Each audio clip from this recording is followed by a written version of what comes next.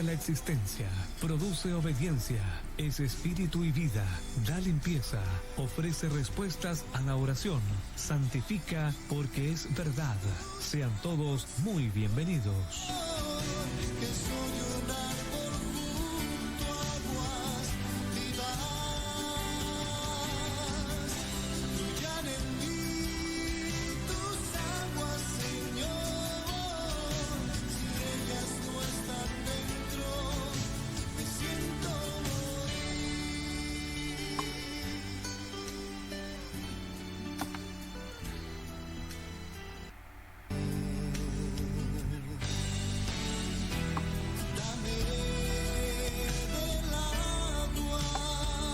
Ha llegado la hora de presentar su programa El Poder de la Palabra, con la conducción del evangelista Osvaldo Morales. La Biblia dice: la palabra tiene poder, da sanidad y prolonga la existencia, produce obediencia, es espíritu y vida, da limpieza, ofrece respuestas a la oración, santifica porque es verdad.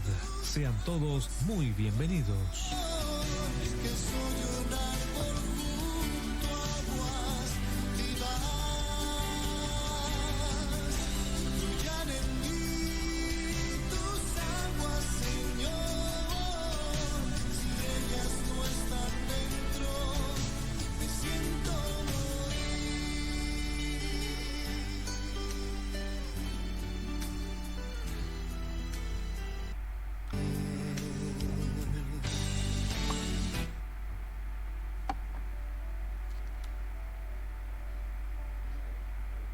Buenas noches, hermanos, los saludo en el amor de nuestro Señor Jesucristo, agradecido del Señor de estar nuevamente con ustedes, glorificando el nombre de nuestro Señor Jesucristo a través de su Escritura, y también agradecidos por todos aquellos que comparten, que ponen un like, y podamos juntos, ¿cierto?, edificarnos en las Escrituras, agradeciendo al Espíritu Santo que nos ayuda y nos fortalece, nos anima para poder predicar el Evangelio de nuestro Señor Jesucristo. Amén. Comparta con sus amigos, con sus vecinos. Si quiere escribir o a través de la página, puede hacerlo perfectamente, una petición de oración. También estaremos orando por ustedes. Amén. Vamos a ir a la palabra del Señor. La palabra del Señor en esta noche se encuentra en el libro de Marcos, capítulo 11. Vamos a leer varios versículos, del versículo 11 al 21. Dice las Escrituras: y entró Jesús en Jerusalén, y en el templo, habiendo mirado alrededor todas las cosas, como ya no se hacía, se fue a Betania con los 12. Al día siguiente, cuando salieron de Betania, tuvo hambre, y viendo lejos una higuera que tenía hojas, fue a ver si tal vez hallaba en ella algo. Pero cuando llegó a ella, nada halló sino hojas, pues no era tiempo de higos. Entonces Jesús dijo a la higuera: nunca jamás coma nadie fruto de ti. Y los oyeron sus discípulos. Vinieron pues a Jerusalén, y entrando Jesús en el templo, comenzó a echar fuera a los que vendían y compraban en el templo, y volcó las mesas de los cambistas y las sillas de los que vendían palomas, y no consentía que nadie atravesase el templo llevando utensilio alguno. Y les enseñaba diciendo: ¿no está escrito: mi casa será llamada casa de oración para todas las naciones? Mas vosotros la habéis hecho cueva de ladrones. Y lo oyeron los escribas y los principales sacerdotes, y buscaban cómo matarle, porque le tenían miedo, por cuanto todo el pueblo estaba admirado de su doctrina. Pero al llegar la noche, Jesús salió de la ciudad y pasando por la mañana vieron que la higuera se había secado desde las raíces. Entonces Pedro, acordándose, le dijo: Maestro, mira, la higuera que maldijiste se ha secado. Amén.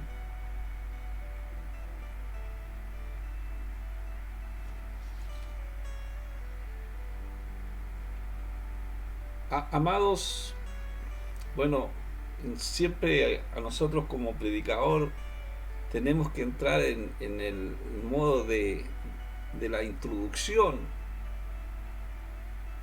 y quisiera hacer una pregunta: ¿cuál es la sustancia de Dios? ¿Cuál es la sustancia de Dios? Porque a veces el propósito que tiene el Señor con nuestra vida es que nosotros creamos a lo que Él dice. Pero si no hay una fe con sustancia, en la sustancia de Dios, es una fe que no tiene frutos. Entonces vamos a entender lo que está hablando el Señor a través de este pasaje que hemos leído. La sustancia, hermano, es la existencia independiente de Dios. O sea, Dios no necesita de nadie para existir, porque Él es Dios. Por lo tanto, nosotros, como hijos de Dios, lo único que hacemos es tener la confianza en nuestro Señor Jesucristo. Esa es la confianza que nosotros tenemos en nuestro caminar diario de todos los días. En el mensaje de la palabra de Dios. Aquí nosotros vemos dos partes o dos incidentes inusuales que vemos a través de este pasaje que nosotros hemos leído: la maldición de la higuera y la limpieza del templo. La maldición de la higuera fue una parábola escénica, se puede decir, relacionada con la limpieza del templo, porque el templo era un lugar de adoración, pero la verdadera adoración había desaparecido, y la higuera producía fruto,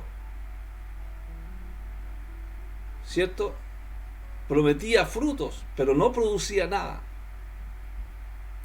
Porque nosotros, amados, cuando nosotros entramos en el camino de nuestro Señor Jesucristo, el Señor, tenemos que empezar a dar frutos.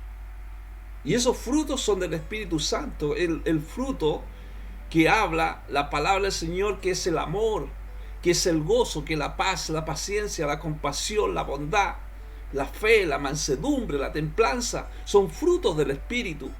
Cuando nosotros hemos confiado en la sustancia de Dios. Dios no necesita a nadie para subsistir, pero sí nosotros necesitamos de la palabra, necesitamos de la sustancia de Dios.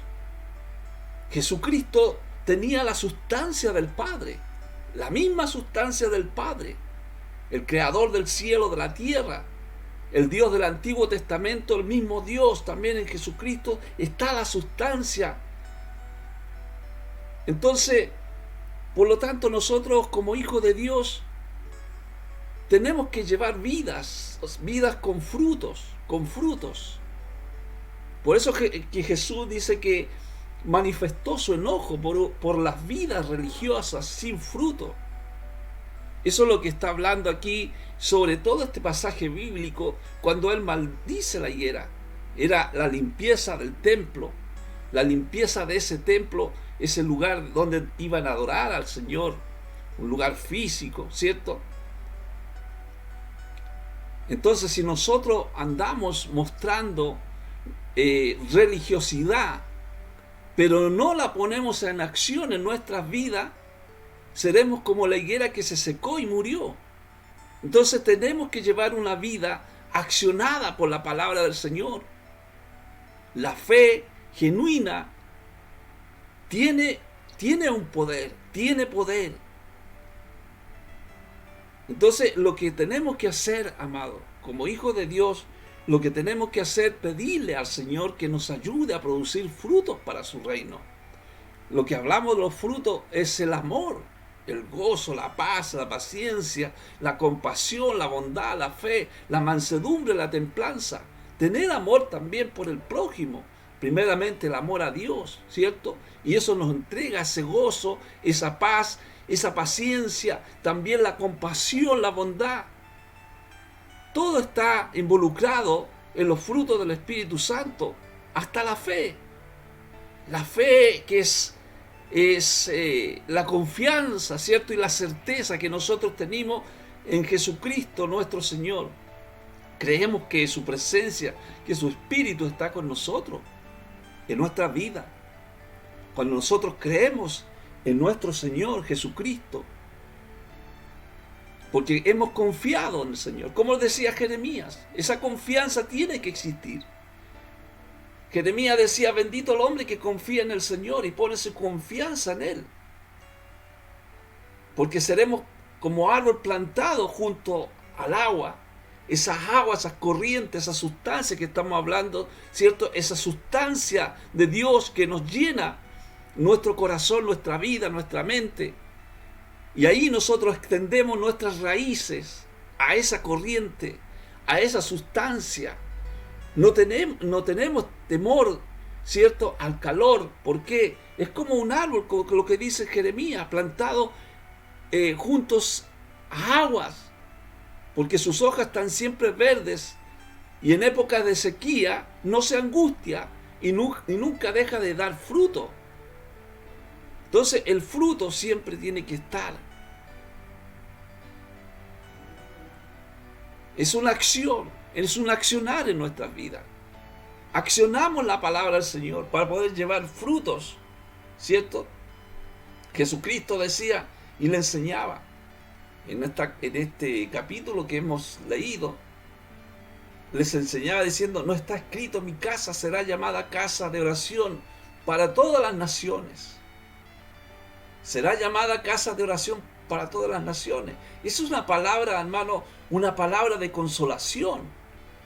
Jesucristo la tomó del libro de Isaías 56:7, de ahí tomó esa palabra, porque mi casa será llamada casa de oración para todos los pueblos, dando a mostrar de que iba a haber una liberación del pueblo de Israel, que iba a venir un futuro redentor, el futuro reino, el reino de Dios y su justicia, que viene, ¿cierto?, a través de Jesucristo nuestro Señor. Cuando Él dice consumado es, viene este reino, ¿cierto?, a traer una esperanza de liberación, una esperanza de salvación, una esperanza de un futuro reino, y es el reino de Dios. No un reino terrenal, un reino de Dios. Mi casa será llamada casa de oración para todos los pueblos. Jesús citó estos versículos cuando Él expulsó a los cambistas fuera del templo. Mi casa será llamada casa de oración. Porque ¿qué es lo que pasaba en esa casa de oración? En esa casa de oración la habían hecho cueva de ladrones. Mas vosotros la habéis hecho cueva de ladrones. Entonces, imagínense este ambiente como este, donde un lugar, donde un templo, donde ellos iban, ¿cierto?, estaba hecho en un ambiente totalmente diferente, que no era la adoración que ellos necesitaban, que la gente necesitaba adorar a Dios. Había una cueva de ladrones, la gente había perdido completamente el sentido de la presencia de Dios en su propia casa. De ahí la acusación del Señor. Porque mi casa será llamada casa de oración para todos los pueblos. ¿Qué pasaba? Que los sacerdotes habían perdido su razón de ser. Los sacerdotes de aquel entonces, usted sabe que el sacerdote era que llevaba, ¿cierto?, al pueblo a las plantas de los pies a través de los sacrificios que que se hacían por los pecados. Entonces los sacerdotes habían perdido esa razón de ser. Los sacerdotes, su misión consistía en ser mediadores que ayudaran a los hombres a encontrar a Dios y a ser bendecidos por Él. Esa era la labor de un sacerdote, de un sacerdocio. Esa es la labor de un pastorado hoy en día. Sacerdotes. El sacerdocio antiguamente solo era para los hijos de Aarón por descendencia. Los sacerdotes, hoy en día es para todos los cristianos que deseen servir a Dios, servir al Señor. Es un don espiritual. Entonces, el sacerdocio, como dice en 1 Pedro capítulo 2, versículo 9, dice: mas vosotros sois linaje escogido, real sacerdocio. Real sacerdocio. Un real sacerdocio, personas que fundamentan su concepto muchas veces en sus mismos logros. Los sacerdotes que estaban viviendo, que habían hecho esa cueva de ladrones, ellos estaban con concepto en sí mismos, en sus logros, porque pensaban en lo que hacían, era porque ellos lo hacían y lo estipulaban de que ellos estaban haciendo esas cosas. Pero el sacerdocio que habla la Escritura es una nación santa, un pueblo adquirido por Dios para anunciar las virtudes de aquel que os llamó de las tinieblas a su luz admirable. Ese es el sacerdocio. Un sacerdocio llamado, ¿cierto?, a predicar, a alcanzar, a ser mediadores para que los hombres puedan encontrar a Dios. Ese es un sacerdocio, un servidor, un siervo del Señor. Un real sacerdocio. Ese real sacerdocio es nuestra relación que tenemos con la presencia del Señor.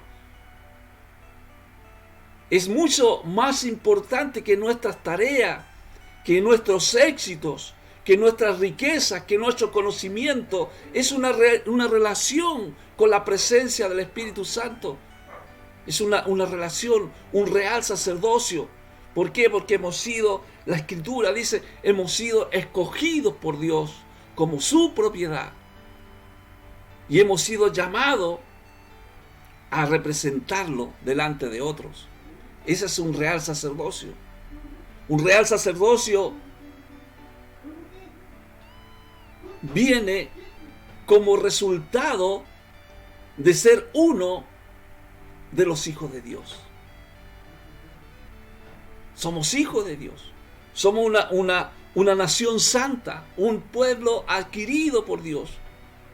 No como un producto de lo que yo pueda lograr. Nosotros, hermanos, somos personas valiosas para Dios.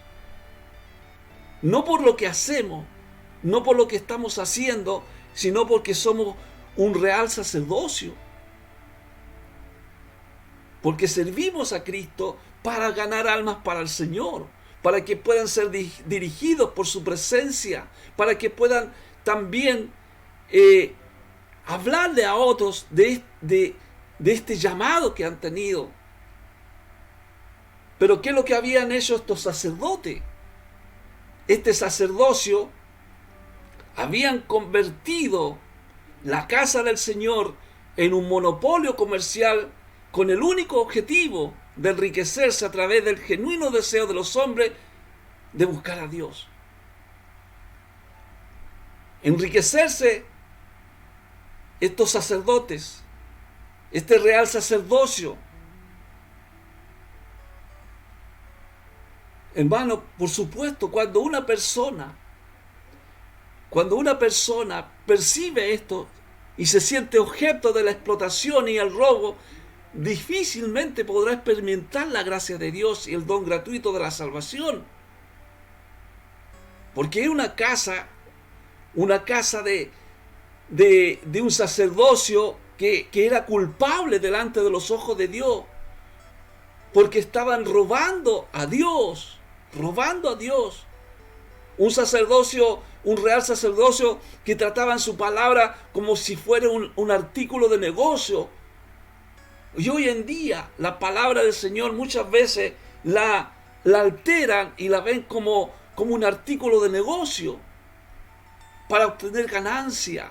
Pero este real sacerdocio, ellos trataban a las personas no como propiedad de Dios, sino como propiedad suya.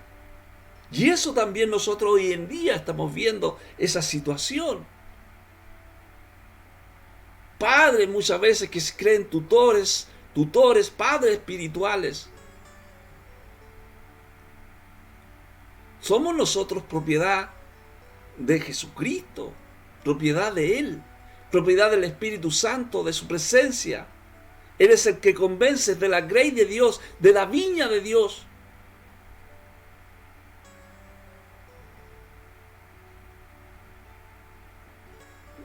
No somos no somos personas, no somos mercado que ellos puedan poseer de nosotros, de nuestras vidas. No es así. La palabra del Señor no es así. El mensaje, el ministerio de Jesús. Por eso Jesús dice la palabra que empezó a echar fuera a los que vendían y compraban en el templo y volcó las mesas, dice, de los cambistas. Estos cambistas eran personas que vendían, ¿cierto? Cuando venían de países extranjeros, que venían a ese lugar, a ese templo, tenían que cambiar su dinero por la moneda judía, que era la única aceptada en el templo para cuestiones de impuestos y para comprar animales para el sacrificio. Pero estos cambistas se enriquecían porque ponían exorbitantes precios en los animales. Se enriquecían para vender, ¿cierto?, estos animales cuando la gente venía para traer los animales, ¿cierto?, para hacer expiación de los pecados. Por eso Jesucristo volcó la mesa de los cambistas. Instalaban sus puestos en el atrio, en el atrio de los gentiles, en el templo, con lo que frustraban las intenciones de los gentiles que iban a adorar a Dios, que iban a adorar al Señor.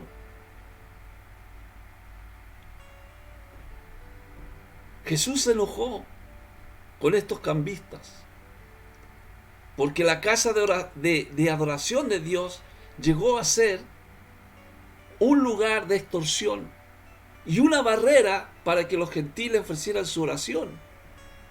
Porque ese es el propósito, era el propósito del templo. El templo es edificio.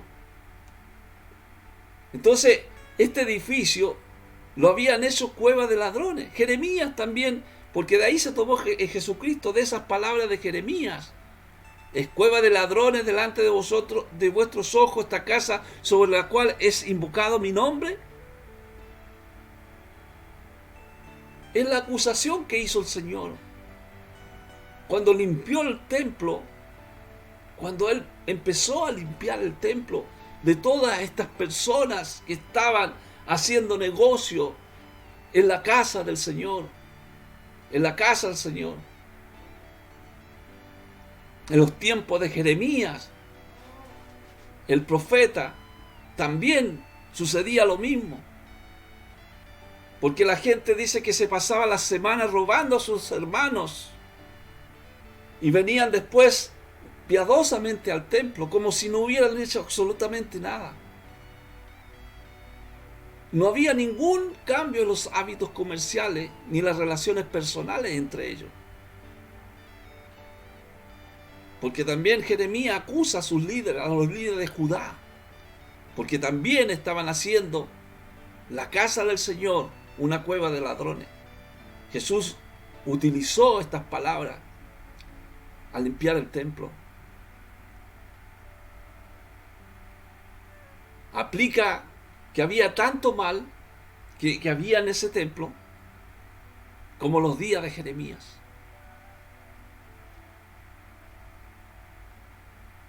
Dice la palabra del Señor que habla en Jeremías: es cueva del ladrón delante de vuestros ojos esta casa sobre lo cual es invocado mi nombre. Dice que el tabernáculo de Dios permaneció en Silo, pero al parecer se abandonó a Silo. Dice, dice la Biblia, dejó por tanto el tabernáculo de Silo, la tienda que habitó entre los hombres. Y dice en Jeremías 26:6, dice: yo pondré esta casa como Silo, y esta ciudad la pondré por maldición a todas las naciones de la tierra. Dice que esta casa, ¿cierto?, la destruyeron los filisteos en el año 1050. Cuando dice yo pondré esta casa como Silo, significa que Jerusalén y su templo serían destruidos. Esa casa, ¿por qué iba a ser destruida? Por causa del pecado, por causa de la maldad que había. Yo pondré esta casa como Silo.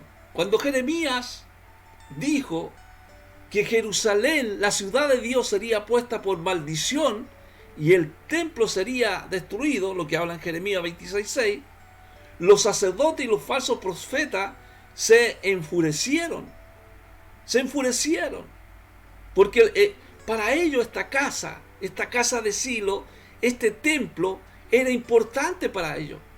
Porque la reverencia que el pueblo le rendía le confería poder. Esta casa, donde ellos tenían esa casa, ¿cierto?, para ir a congregarse.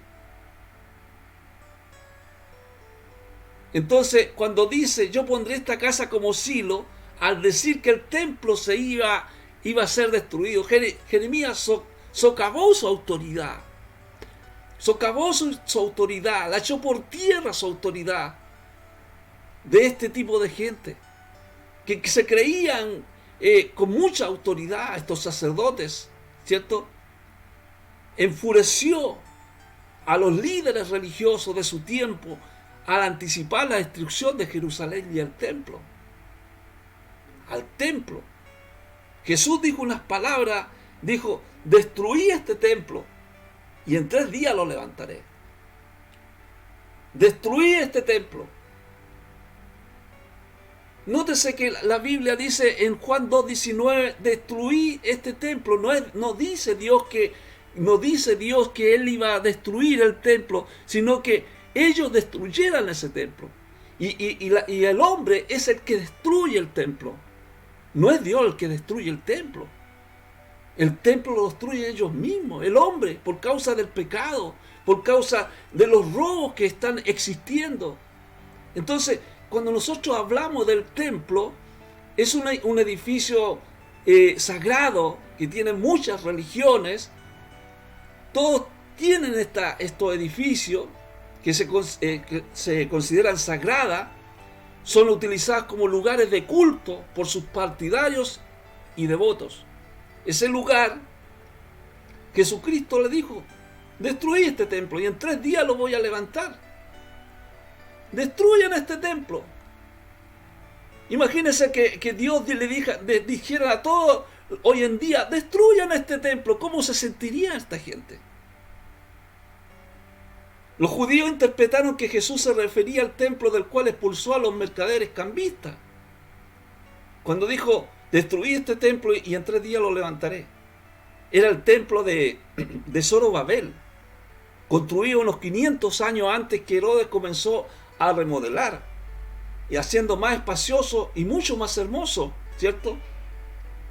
Y aunque habían transcurrido unos 46 años de iniciada la remodelación en el año 20 a.C., todavía no se había concluido el trabajo, por lo que las palabras de Jesús de que podría destruirse, reedificarse en 3 días fueron desconcertantes.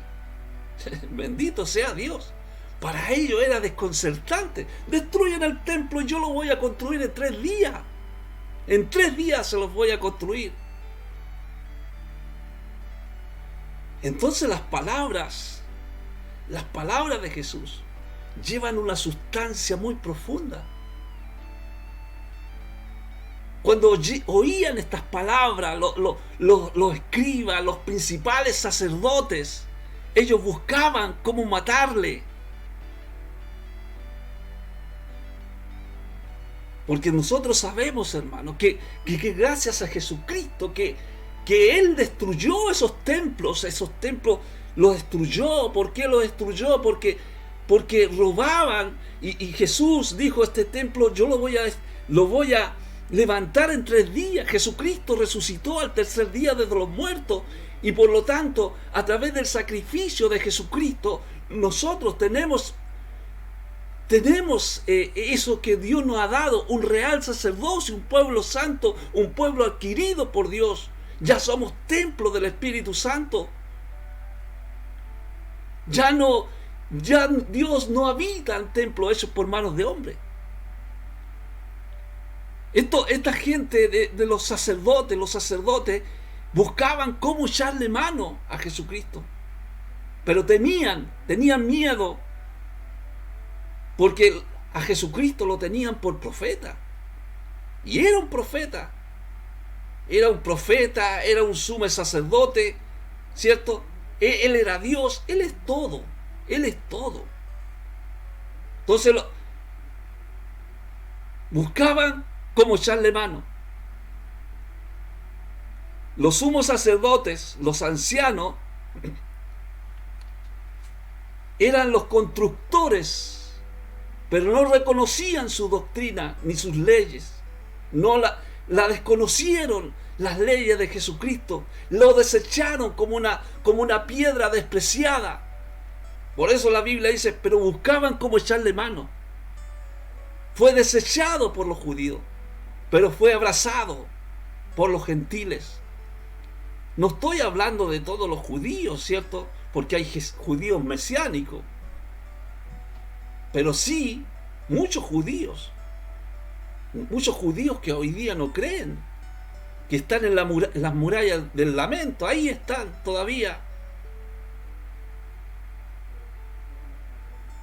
Jesucristo, dice la Biblia, que Él enseñaba como quien tiene autoridad. Como quien tiene autoridad, no como los escribas. Los escribas eran eruditos en religión, los escribas, y solían citar autoridades para apoyar sus argumentos e interpretaciones. Pero Jesús dice: enseñaba como quien tiene autoridad. Él habló con una nueva autoridad. ¿Cuál autoridad? La suya. No era la autoridad de los escribas, no era la autoridad de los sacerdotes, era la autoridad suya, que venía del Padre, venía del cielo. Por eso la Biblia dice: porque les enseñaba como quien tiene autoridad. Él no tenía que citar a nadie, porque Él es el Verbo. La Biblia lo dice: en el principio era el Verbo, y el Verbo era con Dios, y el Verbo era Dios. Es Dios mismo. Él se despojó de su gloria. Él vino a este mundo. Eso es lo que la gente muchas veces no comprende. Cómo Jesucristo hacerse humano. Es 100% Dios y 100% divino. Es el fruto del Espíritu que mostró aquí en la tierra: el amor, el gozo, la paz. Entonces admiraban su doctrina, porque le enseñaba, dice, como quien tiene autoridad. Entonces, a menudo los maestros judíos citaban famosos rabinos para dar más autoridad a sus palabras. Y aquí nosotros nos da una enseñanza la palabra del Señor, que si nosotros hablamos las Escrituras y hablamos las palabras de nuestro Señor y nuestro Salvador, eso nos va a dar más autoridad, su presencia. Cuando nosotros hablamos del Señor, cuando predicamos enseñándole en todas las cosas, a predicar a la gente, a otros, amar a Dios primeramente y amar a nuestro prójimo y amarnos a nosotros mismos. Entonces eso también nos da esa autoridad de su presencia, esa autoridad de su palabra. Por eso Jesucristo dice, y le admiraba de su doctrina porque le enseñaba como quien tiene autoridad. Él no necesitaba otra autoridad. Él era Dios. Conocía perfectamente las Escrituras y su significado. Somos nosotros, amados, los que tenemos que aprender el significado de las Escrituras, el significado que dice una palabra. Tenemos que buscar para poder comprender lo que Jesús trataba de decir y lo que trata de decir a nosotros en este tiempo. Porque Él es la autoridad suprema en el mensaje, en el ministerio. Por eso cuando Jesucristo dice, pasando por la mañana, vieron que la higuera se había secado de las raíces cuando maldijo a la higuera. Les dijo, nunca jamás nazca de ti fruto, y dice, y luego se secó la higuera. Ahora la pregunta empieza uno a preguntarse, ¿por qué Jesús maldijo a la higuera? No había fruto simplemente. Dijo, nunca jamás nazca de ti fruto, y luego se secó la higuera. No fue un acto apresurado, motivado por la ira, como dice algunos hermanos que siempre dicen, no es que el Señor se levantó con el pie izquierdo, que desde la noche a la mañana él quiso maldecir. No es así.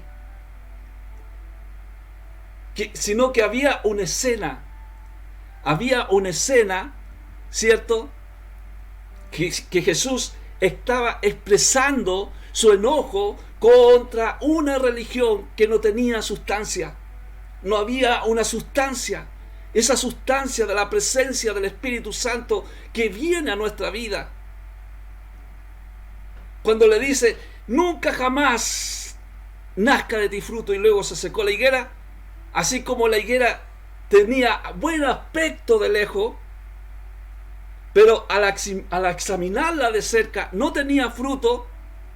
El templo impresionaba a primera vista, pero sus sacrificios y otras actividades eran vacíos porque no se ofrecía adoración sincera a Dios. Puede haber un templo muy hermoso, una fachada muy hermosa, pero si no se está dando la oración sincera al Señor, es una casa vacía. Es una casa que aparenta tener fe, sin acompañarla de obra. Porque la persona que no tiene los frutos del Espíritu y no tiene esas obras, no aplica la palabra, no enseña la palabra, es una persona que tiene fe, es una fe pasiva, una fe muerta. Entonces tiene que llevar fruto. Si esas personas aparentan tener fe, sin acompañada de las obras, se parece a la higuera que se secó y murió porque no dio fruto. Entonces tiene que haber una fe, una confianza en la presencia del Señor, una fe genuina, una fe que viene del corazón, Yo he visto hoy en día cómo hay hermanos en la fe que hablan de política, defendiendo con uña y diente a los hombres, ¿cierto?, que van a ser presidente, y se pelean entre ellos, en vez de defender la palabra del Señor, en vez de defender las Escrituras. La fe genuina es dar fruto para el reino de Dios, para el reino del Señor. Pedro cuando después de que Jesucristo echó a toda esta gente, ¿cierto?, que estaba en el templo, haciendo cosas que no debían haber hecho. Pedro le dice, cuando iban caminando, vieron nuevamente la higuera, y dice que Pedro se acordó cuando el maestro había maldecido esa higuera. Le dijo, maestro, mira, la higuera que maldejiste se ha secado, se secó.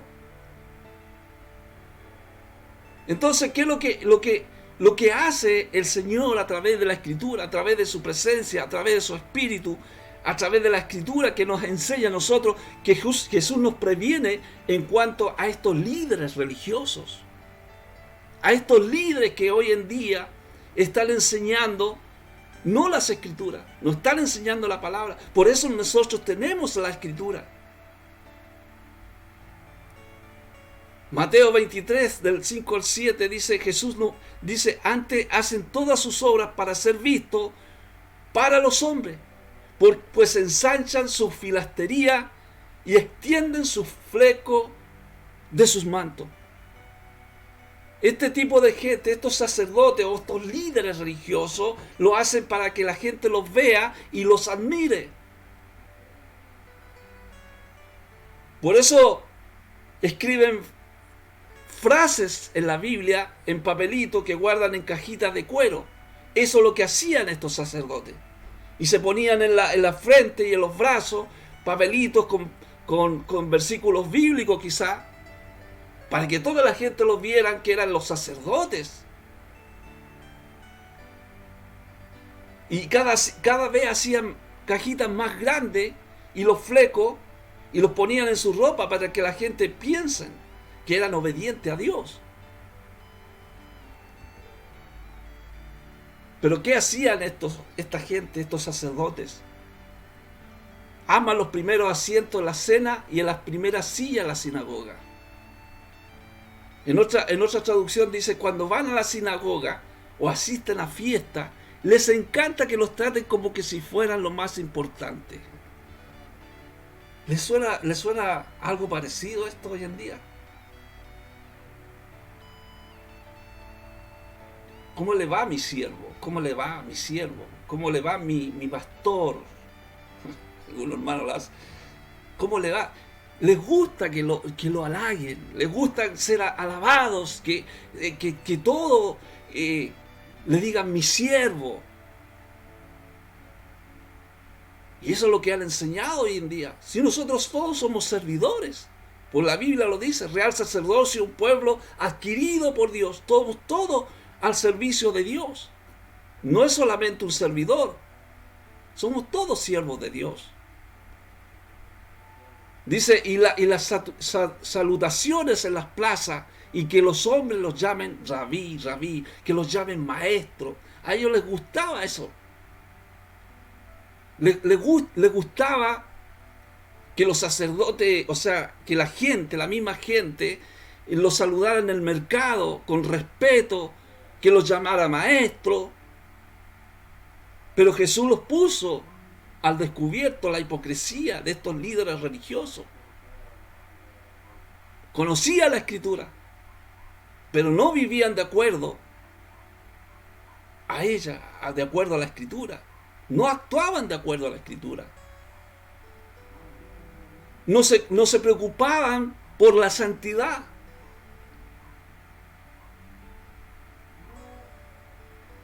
Ellos querían verse santos a fin de recibir la admiración de la gente, para que la gente los alabara, que eran hombres de Dios, hombres santos, como los fariseos. Mucha gente conoce la Biblia, pero no le permite que cambie su vida. Todos tienen una escritura en la casa, pueden leer las escrituras. Ahora, podría ser que algunas personas no tienen maestro que les enseñe. Me acuerdo ese texto que cuando dice que había una persona que estaba leyendo la escritura y viene el discípulo y le dice, entiende lo que lees. ¿Cómo voy a entender lo que lees si nadie me lo explica? Entonces es necesario, hermano, que la palabra del Señor pueda cambiar nuestra vida. Hay muchos que siguen a Cristo, pero no viven de acuerdo a sus reglas de amor, a las reglas que Dios pone, ¿cierto?, para nuestra vida. Muchas veces las personas que viven de esta manera son hipócritas. Y nosotros debemos estar seguros de que nuestras acciones sean coherentes con nuestras creencias. Lo que estamos diciendo sea coherente con lo que hacemos. Vivir la palabra del Señor. Aquel que no vive la palabra del Señor es una persona con hipocresía. Por eso es importante, amados, ser personas con la sustancia de Dios. Con la sustancia de Dios cuando empezamos el mensaje.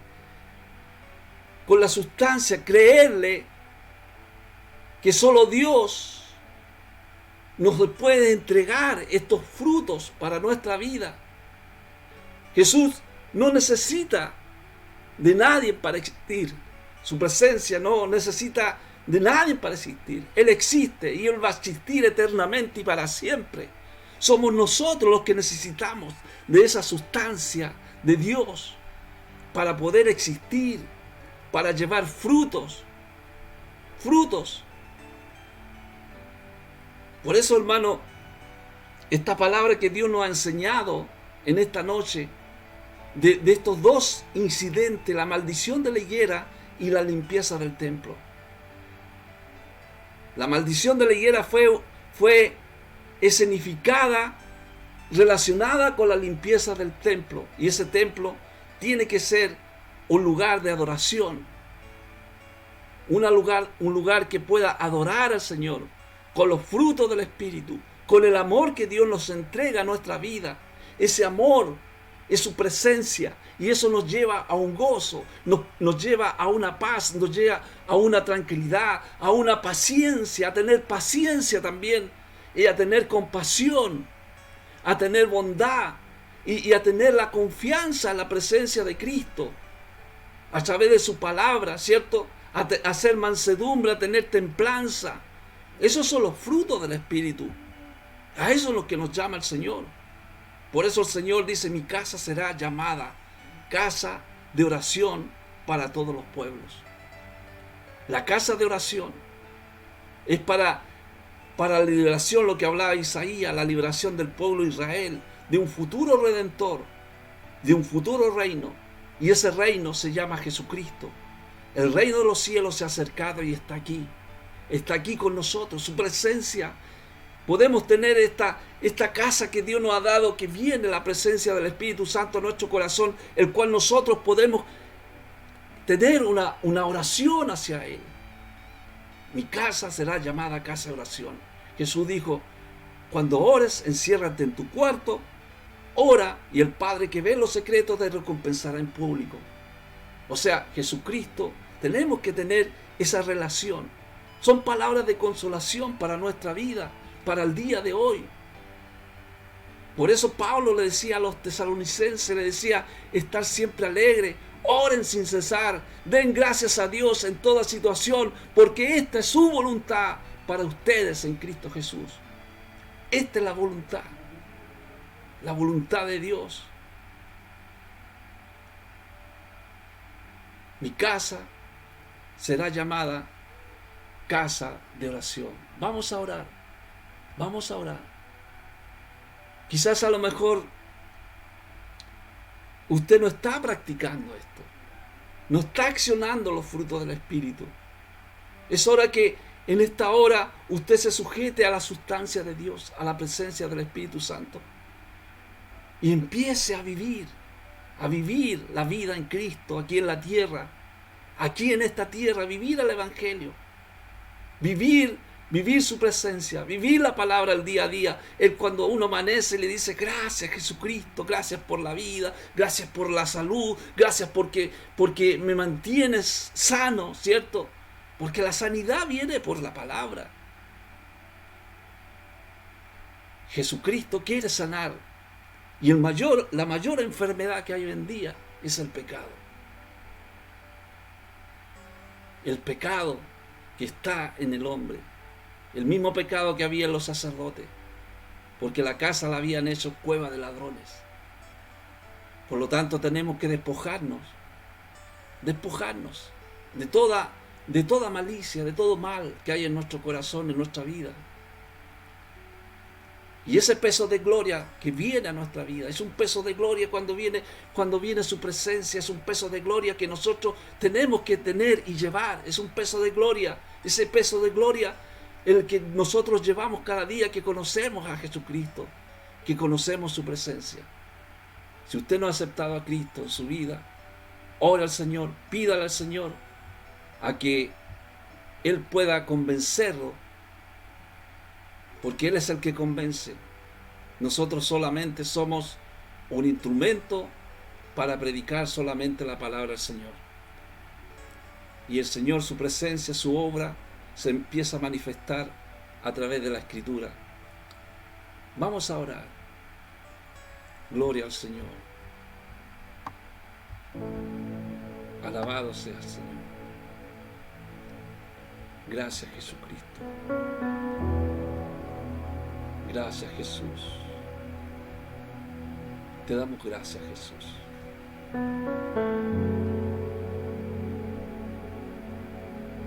Gracias, Señor, porque tú puedes limpiar en esta noche.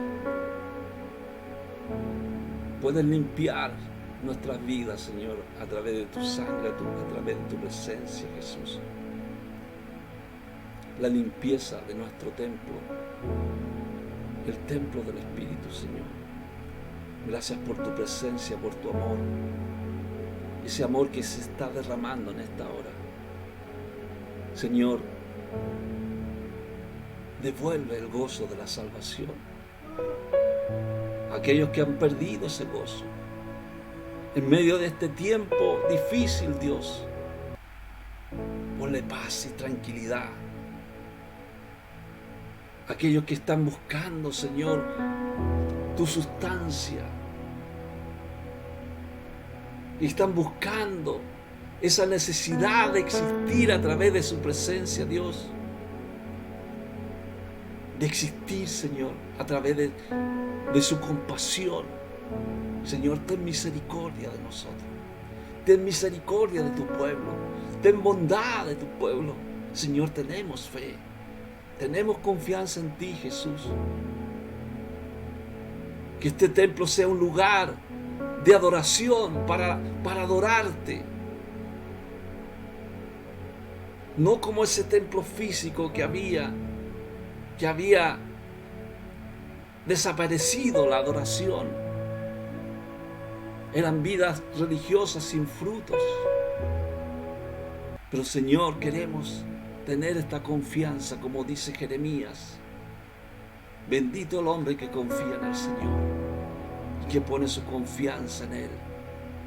Será como un árbol plantado junto al agua, que extiende sus raíces hacia la corriente, no teme que llegue el calor y sus hojas están siempre verdes en épocas de sequía, y no se angustia y nunca deja de dar fruto. Gracias, Señor. Gracias, Señor, por esas aguas, esas corrientes, Señor, que son como ríos de agua viva. Esa sustancia, Dios mío, que no nos deja de dar frutos, Señor. Queremos poner, Señor, en acción tu palabra. No queremos ser como esa higuera que se secó y murió. Queremos tener esa confianza en ti, esa confianza genuina que tiene gran poder. Señor, te estamos pidiendo en esta hora ayuda a producir frutos, Señor, para su reino. Gracias, Jesucristo. Gracias, Señor, porque tú nos consuelas, Señor.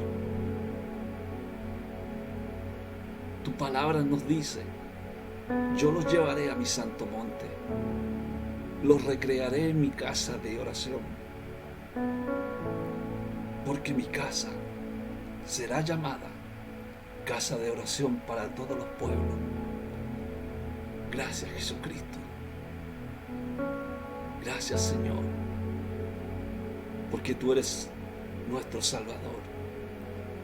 Gracias por este reino glorioso. Y te damos la adoración, la alabanza que te mereces. Baruch Hashem Adonai. Gracias, Jesucristo. Amén y amén. Gracias, Señor. Aleluya. Amén. Amén, hermano. Amén. Gloria a Dios. Gracias, Jesucristo. Gracias a su presencia, gracias a su espíritu, gracias a la sustancia de su presencia. La Biblia enseña siempre, dice que sin fe es imposible agradar a Dios. Y tenemos que creer que Dios existe y que Él está con nosotros. Gracias, hermanos, por compartir, gracias por poner un like. Comparta con sus amigos, con vecinos, escriba comentarios, si tiene peticiones de oración, hágalo y estaremos orando también por las peticiones que usted pueda hacer. Así que gracias, ya nos estamos viendo, ustedes me estarán viendo, yo no los veo, pero ustedes me ven. Gracias por poder introducirme en el espacio de su casa a través de la escritura, a través de estos medios. Que esta semana sea llena de bendiciones para su vida y que la gracia de nuestro Señor Jesucristo esté con todos nosotros. Amén.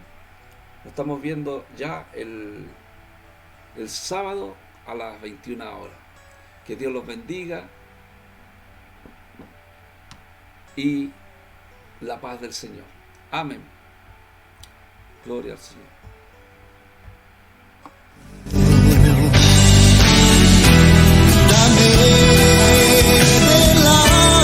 Ha llegado la hora de despedirnos de su programa El Poder de la Palabra, con la conducción del evangelista Osvaldo Morales. Le esperamos en nuestro próximo programa.